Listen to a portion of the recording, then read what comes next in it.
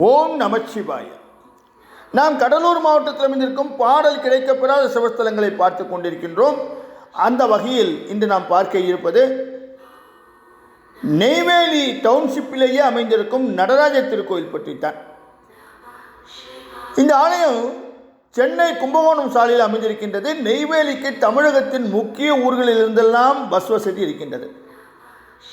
Neyveli township bus stand அருகேயே இந்த கோவில் அமைந்திருக்கின்றது. ஆலயத்தின் மூலவர் நடராஜர், அழகிய திருச்சிற்றம்பலமுடையான் என்றும் அழைக்கப்படுகின்றார். தாயார் சிவகாமி. உலகிலேயே உயரமான நடராஜர் சிலை இங்கே இருக்கின்றது. இந்த நடராஜரின் உயரம் 10 அடி 1 அங்குலம், அகலம் 8 அடி 4 அங்குலம், எடை 2420 கிலோ. இதுவே உலகின் மிகப்பெரிய நடராஜர் சிலை என்று சொல்கின்றார்கள். இந்த சிலை ஐம்பொன்னால் ஆனது. நடராஜரின் அருகிலே இருக்கின்ற சிவகாமி அம்பிகையின் சிலை 7 அடி உயரமும் 750 கிலோ எடையும் கொண்டது. போகர் 4000 கூறப்பட்ட விதிகளின்படி பல்வேறு மூலிகைகளை பயன்படுத்தி ஐம்பொன்னால் இந்த நடராஜர் சிலையை வடித்ததாக சொல்கின்றார்கள். சிவபெருமான் படைத்தல், காத்தல், அழித்தல் என முத்தொழில் புரியும் திருமூர்த்தி வடிவம் கோவில் முகப்பில் இருக்கின்றது. நடராஜர் கோவில் அமைக்கப்பட்ட பின் இந்த பகுதி சிவபுரம் என்று அழைக்கப்படுகின்றது. மற்ற ஸ்தலங்களில் நடராஜரது பாதத்தின் கீழ் மாணிக்க வாசகர் இருப்பார். இங்கே திருமூலர் இருக்கின்றார். வியாக்கிரபாதரும் பதஞ்சலியும் நடராஜரின் இருவருமும் வீட்டிருக்கின்றார்கள். இந்த ஆலயத்தின் விசேஷ பிரார்த்தனை என்ன? சிதம்பரம் நாட்டியாஞ்சலியில் கலந்து கொள்ள விரும்புபவர்கள் இங்கு வந்து சிறப்பு அர்ச்சனை செய்கின்றார்கள். மன அமைதி வேண்டுபவர்கள் இங்கு இருக்கின்ற தியான மண்டபத்தில் அமர்ந்து நிம்மதி பெறுகின்றார்கள். நேர்த்திக்கடனாக பக்தர்கள் தங்களது நேர்த்திக்கடனாக 63 நாயன்மார்களின் குரு பூஜை என்று சிறப்பு பூஜை செய்கின்றார்கள். இந்த தலத்தின் பெருமை என்ன? ஒவ்வொன்றாக பார்ப்போம். முதலாவதாக நாயன்மார்களுக்கு தனி கோவில்.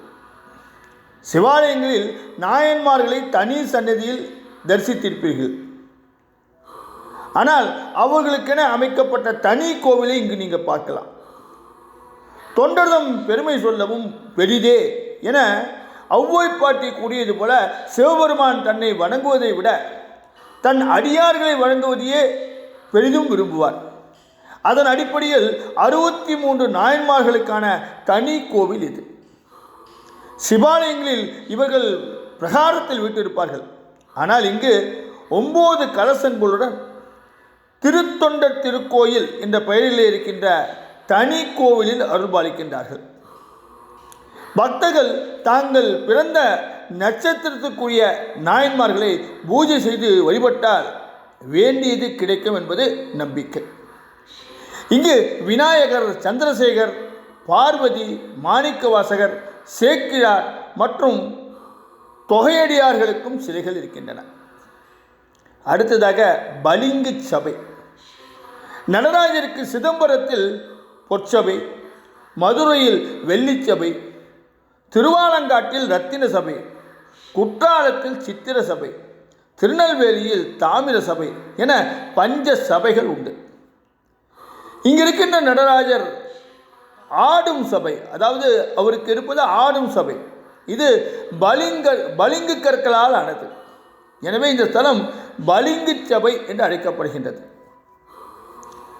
சிவலிங்கத்தில் விபூதிப்பட்டை, இது மிகவும் விசேஷம்.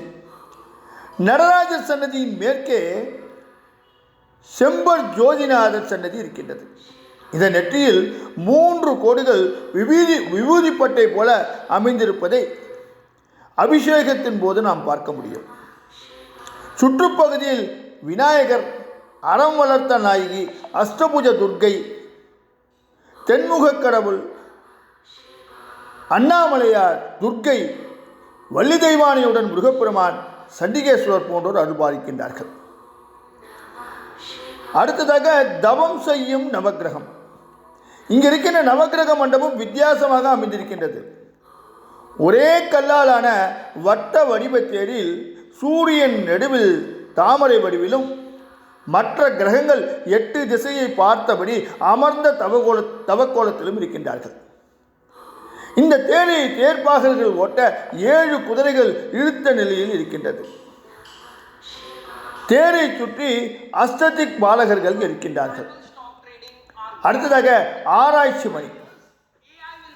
கோவில் நுழைவு வாயிலின் கிழக்கே ஆராய்ச்சி மணியும் மனுநீதி முறைப்பெட்டி ஒன்றும் வைக்கப்பட்டிருக்கின்றது. பக்தர்கள் தங்கள் தேவைகளை எழுதி பூஜை நேரத்தின் போது பெட்டியில் போட்டு பின் 3 முறை மணியை ஒலிக்க செய்கின்றார்கள். இந்த மனுக்கள் தினமும் காலை பூஜையின் போது தீட்சிதரால் நடராஜர் முன் ரகசியமாக படிக்கப்பட்டு பின் எரிக்கப்படுகின்றது. கோரிக்கை நிறைவேறியதும் மீண்டும் நன்றி கடிதம் எழுதி பெட்டியில் போட்டு செல்கின்றார்கள். விதியை வெல்வது எப்படி? மனிதர்களுக்கு பணக்கஷ்டம், மனக்கஷ்டம், நோய், வறுமை என பல வகையான கஷ்டங்கள் ஏற்படுகின்றது. எல்லாம் விதிப்படி நடக்கின்றது என்று நொந்து கொள்வார்கள். இதிலிருந்து மீள்வது எப்படி? ஒவ்வொருவரும் தங்களுக்கு ஏற்படும் துன்பங்களிலிருந்து விடுபட அவற்றுக்குரிய பரிகாரங்களை பாடினால் பலன் கிடைக்கும் என்பது பக்தர்களின் நம்பிக்கை. இதற்கு வசதியாக சம்பந்தப்பட்ட பதிகங்கள் அவரவர் ராசிக்கேற்ப கோவில் பிரகாரச் சுவரில் பொறிக்கப்பட்டிருக்கின்றது. அடுத்ததாக திருமுறை அரங்கம். கோவிலுக்கு கிழக்கே அமைந்திருக்கின்ற திருமுறை அரங்கத்தில் மாதத்தின் முதல் ஞாயிற்றுக்கிழமைகளில் திருவாடுதுறை ஆதீனத்தின் சார்பில் சைவ சித்தாந்த நேர்முக பயிற்சி நடத்தப்படுகின்றது. இலவச தேவார வகுப்புகள், திருமுறை விளக்க வகுப்புகள், மகா சிவராத்திரி, நாட்டியாஞ்சலி ஆகியவை இந்த அரங்கத்தில் நடத்தப்படுகின்றன. திருமுறை போட்டிகளில் கலந்து கொண்டு வெல்லும் மாணவர்களுக்கு பரிசுகளும் வழங்கப்படுகின்றது. இந்த ஆலயத்தின் தலவரலாறு என்ன? மாணிக்க வாசகர் பாடிய திருவாசகத்தை சிதம்பரம் கோவிலில் சிவபெருமான் எழுதி மாணிக்க வாசகன் சொல்ல சொல்ல திருவாசகம் எழுதியது திருச்சிற்றம்பலமுடையான் என கையெழுத்திட்டு நடராஜ சந்நிதியில் வைத்தார். இதன் அடிப்படையில் இந்த ஸ்தலத்து நடராஜருக்கு அழகிய திருச்சிற்றம்பலமுடையான் என்று பெயர் ஏற்பட்டது. நடராஜர் இடதுகாலை தூக்கியாட அருகே அவரது நடனத்திற்கேற்ப கையில் தாளத்துடன் அன்னை சிவகாமி ஓசை கொடுத்த நாயகி என்ற திருநாமத்துடன் அருள்பாலிக்கின்றார். பேர்பட்ட மிக பல சிறப்புகளை கொண்டிருக்கின்ற இந்த ஆலயத்தை நீங்களும் தரிசித்து சிவகடாட்சம் பெற எல்லாம் வல்ல இறைவனை வேண்டி இந்த உரையை தோடு முடிக்கின்றேன்.